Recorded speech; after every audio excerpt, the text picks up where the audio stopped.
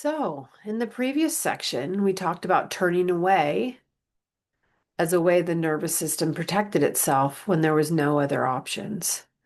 So, in this video, we're going to be again exploring a different approach, turning toward. Turning toward means learning how to gently approach our inner experience, including the parts of us shaped by trauma, with safety and compassion. This video includes a guided exercise, so maybe a little bit longer. You're encouraged to pause, take breaks, or turn or return to it as needed. So let's get to our video. And as we recall from the last video, this is turning away from, which was a good strategy until it doesn't work. All right, so a new strategy. Healing trauma requires learning a set of new skills. These new skills do not replace turning away. Turning away remains a necessary tool for navigating life. These new tools simply add additional strategies for calming arousal, hyperarousal, hypoarousal. Adding these new strategies has many effective positive effects, including one, making it possible to process traumatic memories. Using EMDR, I would advise brain spotting, internal family system to process traumatic memories. Calming symptoms such as that it is easier to function. Three, revitalizing the best qualities of turning away so that it works for you rather than against you. Work with those parts of yourself. And reestablishing emotional strength and resiliency so that it is possible to engage more fully in life. An important aspect of these new strategies involves learning to turn toward emotional and sensory disturbances without getting overwhelmed. Nobody wants to look at what happened. Nobody wants to look at their traumas. Nobody wants to look at their triggers because they've already gone through it once. So why do I go through it again? The problem is it's in your nervous system. Trauma is in your body. The body keeps the score. If you haven't read that book, you might want to read it. I started to read it. It was a little bit complicated for my brain. As you can see, I learned in pictures, but the point is that trauma stays in your body until it's released. EMDR, IFS, brain spotting, somatic processing all help get trauma out of your nervous system. All right, turning towards. Either on their own or with the help of a therapist, trauma survivors must learn to turn toward their instinctive defenses, fight, flight, freeze, your addictions. You need to turn towards your people pleasing. You need to look at your loneliness cries. You need to look at let's go back to that list real quick. I'm gonna go up pretty quickly. Okay, you need to turn towards your guardedness. Why is this happening? Your panic attacks. I don't want to look at my panic attacks. Yes, they're trying to talk to you.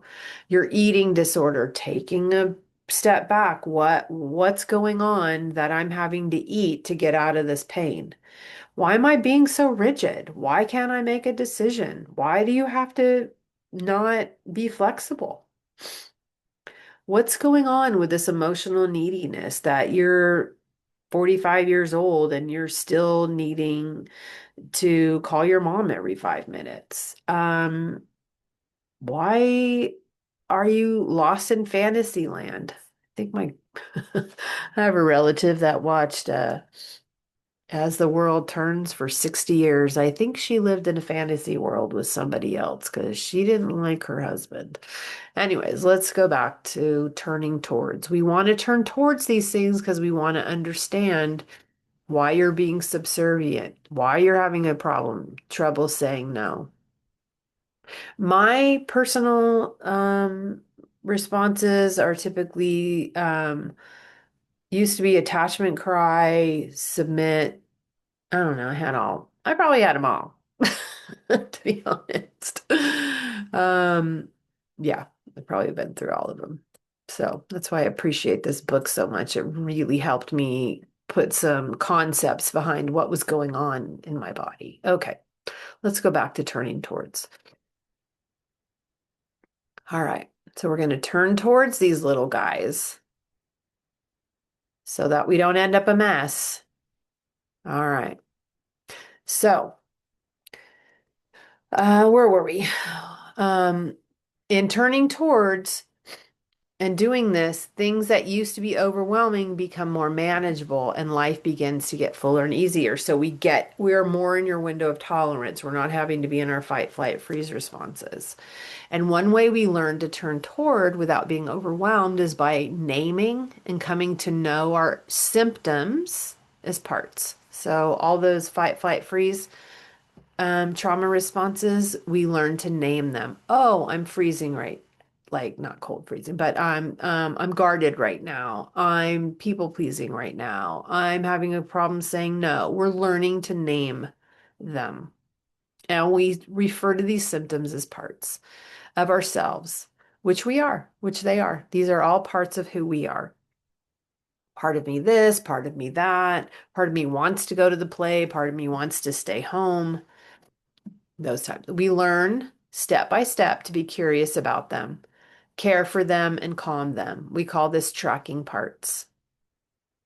Another way is by learning new ways to reduce arousal, hyperarousal, hypoarousal, and enhance positive feelings. Practicing calm and joy strengthens our ability to handle negative emotions and sensations without going outside of our window of tolerance. We call this process expanding the window of tolerance. So, expanding the window of tolerance builds emotional robustness and resilience, which decreases the need to turn away, tune out, and avoid. In the following pages, you will find helpful ways to track parts, practice calm and joy, and expand the window of tolerance. So today, I'm going to stop this exercise for right now. Um, I don't want it to go too long. The next places we are going to go is I'll do some exercises with you. So I'll stop this share. There we go. And so turning towards is not about forcing healing or revisiting pain before you are ready. It's about developing the capacity to meet your experience with curiosity, support, and choice. You can return to this exercise as often or as slowly as you need. Healing happens through repetition, safety, and relationships with ourselves.